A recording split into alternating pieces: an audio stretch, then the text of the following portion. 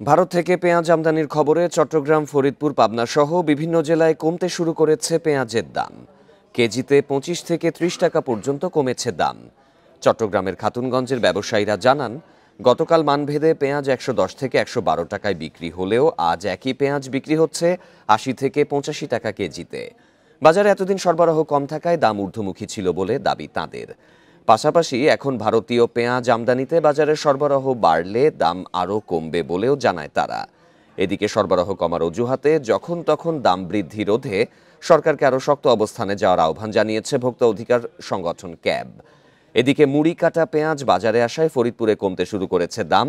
২ দিনের ব্যবধানে কেজিতে ২০ টাকা কমে বিক্রি হচ্ছে ৭০ থেকে ৭৫ টাকায়। আর দেশি পেঁয়াজ বিক্রি হচ্ছে ১১০ থেকে ১২০ টাকা কেজিতে। এছাড়া পাবনাতেও কমেছে পেঁয়াজের দাম। যদি চাহিদা থাকে তখন ৫-১০ টাকা বেড়ে যায়, যখন চাহিদা না থাকে তখন ৫-১০ টাকা কমে যায়। কাঁচামালের নিয়মই আসতেছে, হয়তো সাময়িক কয়েকদিন আর কি।